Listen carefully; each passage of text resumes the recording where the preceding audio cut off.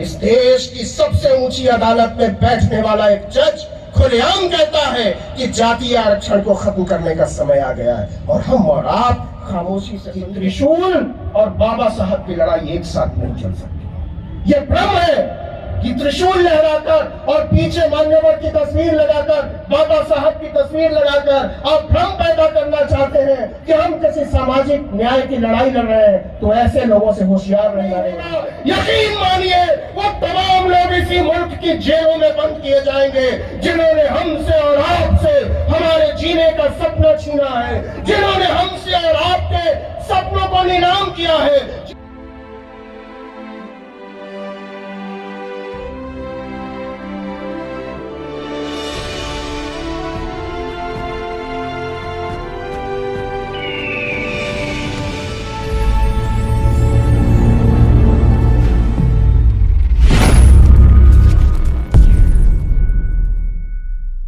और ये कहते हैं डंके की चोट पर कि वो सामाजिक न्याय के पक्ष में है, तो शिक्षा के अन्याय के साथ ये सामाजिक न्याय का ढोंग नहीं चल सकता। लेकिन क्या हमारे नेता, क्या हमारे चुने हुए नुमाइंदे ये कहने को तैयार हैं कि इस देश के विश्वविद्यालयों में, इस देश के प्राइवेट विश्वविद्यालयों में, इस देश के दलितों, पिछड़ों, आदिवासियों, पसमानदा के एडमिशन की, नौकरी की गारंटी देनी है? नहीं है तैयार। क्या आप जानते हैं कि इस देश के आईआईटी में, आईएम्स में, आईआईएम में कोई पीएचडी नहीं करने देता आदिवासियों को, दलितों को, पिछड़ों को? क्यों पीएचडी नहीं करने देता? इसलिए नहीं करने देते कि वहां पढ़ाने वाले लोग नहीं है इस तबके के। और आप कहते हो कि हमको ईडब्ल्यूएस करना है, हम आर्थिक आरक्षण की बात करेंगे। इस देश की सबसे ऊंची अदालत में बैठने वाला एक जज खुलेआम कहता है कि जातीय आरक्षण को खत्म करने का समय आ गया है, और हम और आप खामोशी से सुनते हैं। जाकर दिल्ली के ध्यानचंद स्टेडियम में गाने सुनते हैं, मस्त नाचते हैं, सेल्फियां खींचते हैं, और आकर सोचते हैं कि कॉमरेड क्रांति हो रही है। ये क्रांति हमारे और आपके नजरों के सामने धोखा है। बदलाव का जो ये ढोंग रचा जा रहा है, वो एक दिन हमारी आने वाली नस्लों को बर्बाद कर देगा। मैं आपसे इसलिए नहीं आया हूं कि हम अपने आप को बचा लें। मैं इसलिए आया हूं कहने के लिए कि हम अपनी आने वाली नस्लों को बचा लें, हम वो बचा लें जो हमको बाबा साहब ने दिया था। और यकीन मानिए कि जो हमको बाबा साहब ने दिया था, उससे कम कम कम हमारे पुरखों ने हमको सौंपा है। हमको रिक्लेम करना होगा, हमको चीजों को वापस हासिल करना होगा, हमको छीनना होगा, क्योंकि मांगने से बात बन नहीं रही।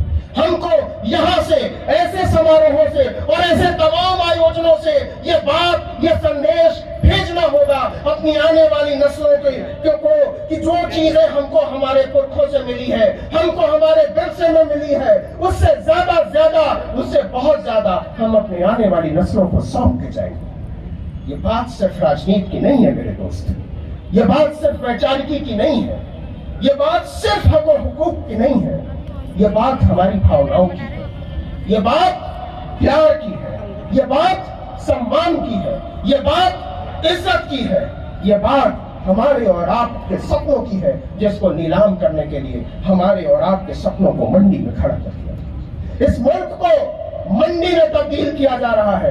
इस मुल्क की रेलें नहीं बेची जा रही हैं, इस देश के दलितों, पिछड़ों, आदिवासियों के सपने बेचे जा रहे हैं। इस देश के हवाई अड्डे और हवाई जहाज नहीं बेचे गए, हमसे और आपसे हमारा हक छीना गया है। इस देश की सड़कें नहीं बेची गई है, हमसे और हमारा आपका हक छीना गया है। और अभी भी अगर हम और आप ये समझने को, सुनने को राजी नहीं है, तो देर पहले हो चुकी है और देर हो जाएगी। मैं ये बात पूरी ताकत से कहना चाहता हूं और बार बार कहना चाहता हूं कि पीछे देखना छोड़ना होगा। उन लोगों ने जो गलतियां की हैं, हमको उससे आगे बढ़ना होगा।